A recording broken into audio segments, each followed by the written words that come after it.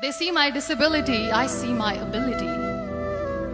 They call me disabled, I call myself differently abled. There are some incidents that happen in your life.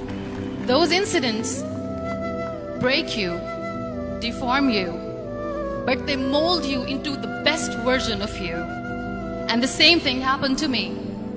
I was 18 years old when I got married. My father wanted me to get married.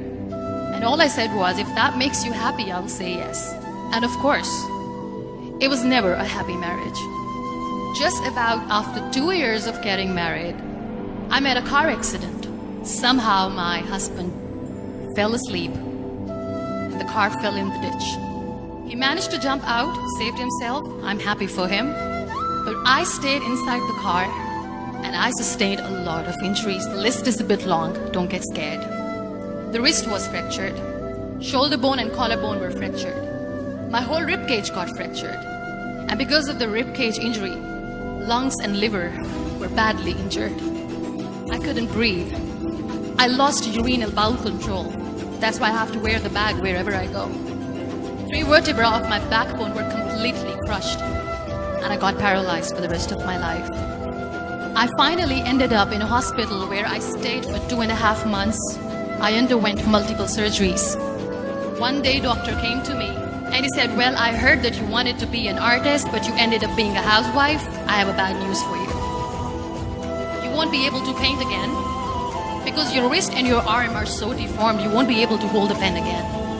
Next day, doctor came to me and said, your spine injury is so bad, you won't be able to walk again. Because of your spine injury and the fixation that you have in your back, you won't be able to give birth to a child again. That day, I was devastated. I asked my mother, why me? And that is where I started to question my existence. Why am I even alive? And that is where I realized that the words have the power to heal the soul. My mother said to me, this too shall pass. God has a greater plan for you. I don't know what it is, but He surely has. And in all that distress and grief, somehow or the other, those words were so magical that they kept me going. One day I asked my brothers, I know I have a deformed hand, but I'm tired of looking at these white walls in the hospital and wearing these white scrubs. I'm getting tired of this. I want to add more colors to my life. I want to do something. Bring me some colors. Bring me some small canvas. I want to paint. So the very first painting I made was on my deathbed, where I painted for the very first time. It was not just an art piece or just my passion. It was my therapy. And then I was discharged and I went back home. And I went back home and I realized that I have developed a lot of pressure ulcers on my back and on my hip bone. I was unable to sit. There were a lot of infections in my body, a lot of allergies. So doctors wanted me to lie down on the bed straight for not 6 months, for not 1 year, for 2 years. I was bedridden, confined in that one room, looking outside the window, listening to the birds chirping, and thinking maybe there will be a time when we'll be going out with the family and enjoying the nature. That was the time where I realized how lucky people are. That is the time where I realized that the day I'm going to sit, I'm going to share this pain with everyone to make them realize how blessed they are, and they don't even consider them lucky. That day I decided that I'm going to fight my fears. We all have fears. Fear of unknown, fear of losing people, fear of losing health, money. We want to excel in career, we want to become famous, we want to get money. We are scared all the time. So I wrote down one by one all those fears. And I decided that I'm going to overcome these fears one at a time. You know what was my biggest fear? Divorce. I was trying to cling on to this person who didn't want me anymore, but I said no. I have to make it work.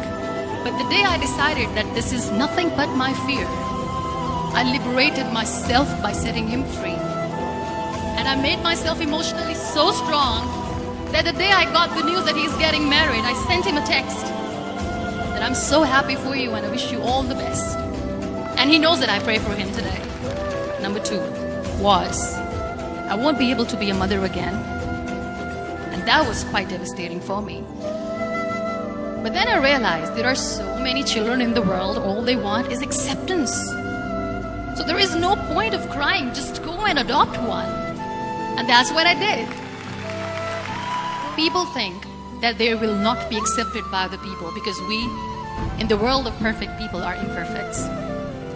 So I decided that instead of starting an NGO for disability awareness, which I know will not help anyone, I started to appear more in public. I started to paint. I decided that I'm going to join the national TV of Pakistan as an anchor person. And I've been doing a lot of shows for the last 3 years. I became the National Goodwill Ambassador for UN Women Pakistan, and now I speak for the rights of women, children. We talk about inclusion, diversity, gender equality, which is a must. Every time I go in public, I always smile.